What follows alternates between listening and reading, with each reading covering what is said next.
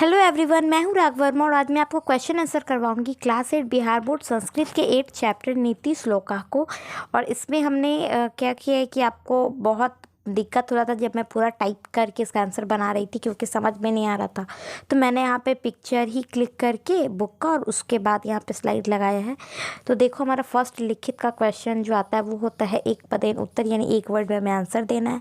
पहला है कि विद्वान कुत्र पृष्यते, तो इसका आंसर हो जाएगा लोके। उसके बाद ख है कि के धनम इच्छति, तो अधमा धनम इच्छति। फिर है महताम धन किस्मिन, तो मानम। फिर है धन्य सहस्रेषु वत्स कुत्र गच्छति, तो मातरम इसका आंसर हो जाएगा। उसके बाद अंग नंबर क्वेश्चन है कि वस्त्र पुतम किम पीबते, तो जलम। ठीक है, तो ये हमारा 4 नंबर क्वेश्चन हो गया। अब 5th पे आते तो यहाँ पे क्या करना है, हमें विभक्ति और वचन लिखना है। तो ये जो ब्लैक से है वो क्वेश्चन है एंड जो ब्लू से है वो आंसर है हमारा। तो यहाँ पे देखो, पहला है निपातेन, तो ये तृतीया विभक्ति एक वचन है। धनस्य षष्ठी विभक्ति एक वचन। महताम षष्ठी क्या कहते हैं विभक्ति बहुवचन। व्याधिना तृतीया विभक्ति एक वचनम। और कुले जो है वो सप्तमी विभक्ति एक वचन। मातरम द्वितीया विभक्ति एक वचनम। और जो मान है वो प्रथमा और एक वचन है।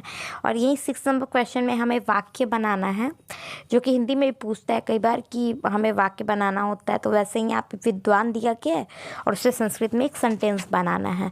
तो ये हो जाएगा विद्वान सर्वतः पूज्यते, मतलब जो विद्वान लोग होते हैं वो हर जगह पूजे जाते हैं।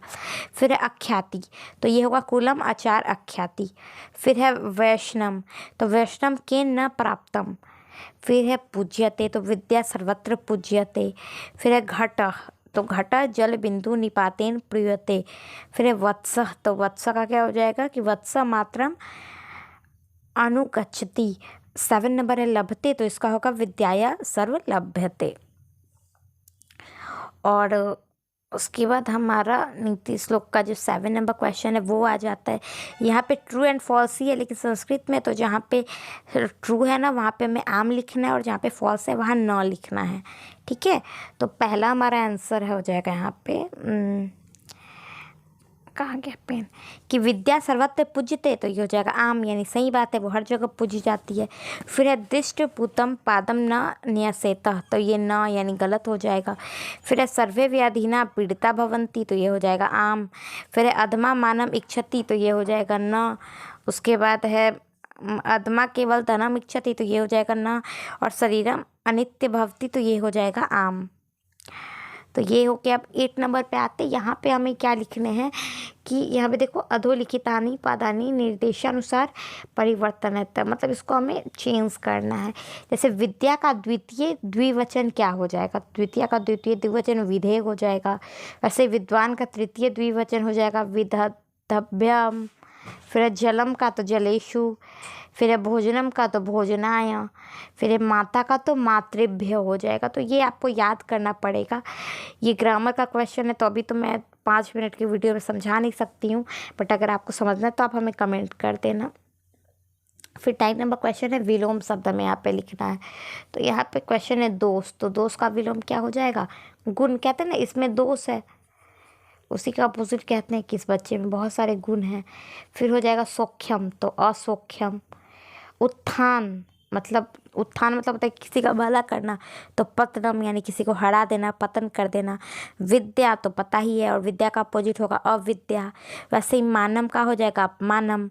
नित्यम का अनित्यम, नित्यम मतलब होता है रेगुलर, तो अनित्यम मतलब जो इरेगुलर। फिर अधम, तो इसका हो जाएगा उत्तम। अधम सोच मतलब बहुत छोटा विचार जो रखता है ना, छोटी सोच वाला, उसको अधम बुद्धि वाला कहते हैं। और वैसे ही जो अच्छा सोचता है उसको उत्तम बुद्धि वाले कहते हैं। अब 10 नंबर क्वेश्चन यहाँ पे क्या है कि लट लकार को परिवर्तित करके लंग लकार में लिखना है। तो यहाँ पे देखो, जैसे गज धावती था ना, तो उसको चेंज करके गज अधावता हो गया है। तो वैसे यहाँ पे देखो, जैसे यहाँ पे सिर्फ मैंने एक वर्ड को ही अगर हम चेंज करेंगे तो पूरा सेंटेंस हो जाएगा। जैसे वत्स दुग्ध पीबती, तो इसमें अगर वत्स दुग्ध और पीबती की जगह पे हम लोग अपीबत लगा देंगे तो ये किस में हो जाएगा, लंग लकार में चेंज हो जाएगा। वैसे ही शरीर नित्य न आसित, तो आसित की जगह पे हम लोग आसित लगा देंगे तो ये लंग लकार में हो जाएगा। उसी तरीके से दुग्ध श्वेता भवती, तो इसको अभवत लगा देंगे। उसके बाद सविद्यालय पठित, तो ये हो जाएगा सविद्यालय अपठत। फिर ते गृह गच्छति, तो यहाँ पे हो जाएगा ते गृह अगच्छन। फिर बालको हस्तत, यह है बालको अहस्ताम। और यहाँ पे है त्व किम वत्सि, तो यहाँ पे जगह त्वम किम अवद। तो ये भी कंप्लीट हो गया हमारा। उसके बाद 11 नंबर क्वेश्चन आता है। यहाँ पे हमें फिल इन द ब्लैंक्स लिखने हैं। तो पहले में क्या हो जाएगा, उत्तम हो जाएगा, उत्तम मानस इच्छति।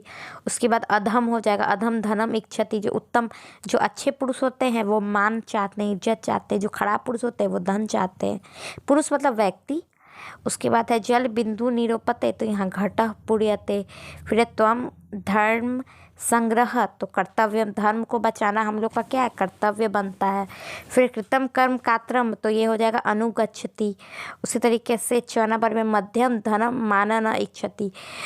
तो जो क्या कहते हैं कि जो मध्यम यानी मिडिल वाले लोग होते हैं वो धन भी चाहते हैं और मान भी चाहते हैं। वैसे ही लास्ट है आचार कुलम आख्याति, मतलब आचार जो होता है वो कुल को बढ़ाने का काम करता है। मतलब वो कुल बढ़ेगा या घटेगा वो आपके आचार विचार पे, आपके सोच पे डिपेंड करता है। वैसे ही 12 नंबर क्वेश्चन है,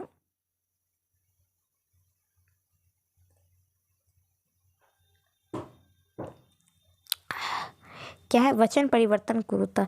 यहाँ पे देखो मैंने चैप्टर का नाम तो सही लिखा है बट ये नंबर 15 चैप्टर नहीं है, ये थोड़ा सा गलत हो गया, ठीक है, वही मैं देख रही थी। अब देखो यहाँ पे गच्छति का क्या हो जाएगा, द्विवचन गच्छता, और बहुवचन गच्छन्ति। गच्छति गच्छता गच्छन्ति, भव अभवत अभवताम अभवन, अस्ति अस्तः सन्ति, धनस्य धनयो धनेभ्य, विद्या विधे विद्या, धनाय धनाभ्याम धनानाम। तो ये हमारा क्या था, यहाँ पे वचन परिवर्तन हो गया। अब यहाँ पे समानार्थकानी पदानी मलयता, मतलब इसमें जो समान है उसको हम लोग को लिखना है। जैसे यहाँ पे देख लो विद्वान, तो विद्वान का क्या हो जाएगा, तो विद्वान का हो जाएगा विज्ञ, है ना। उसी तरीके से विपु का हो जाएगा यहाँ पे शरीर, ठीक है। वैसे ही हेतु का हो जाएगा कारण, मतलब पूछते आपके आने का यहाँ क्या हेतु है या फिर आपके आने का यहाँ क्या कारण है। वैसे ही घटा मतलब क्या होता है, घरा, और कुंभ मतलब भी घरा। वैसे धन और वित्त दोनों एक ही चीज़ होता है यानी पैसा, और जल या तोयम दोनों एक ही चीज़ होता है यानी पानी। तो ये हमारा मिलान करे हो गया था, यानी इस पर नीचे भी है 6 में कि गृहम, तो गृहम को सदन, घर को सदन भी कहते हैं ना, और गजह को हस्ती भी कहते हैं, यानी हाथी को हम लोग गजह भी बोलते हैं और हस्ती बोलते हैं। यहाँ पे चैप्टर कंप्लीट हो जाता है। Bye bye, take care.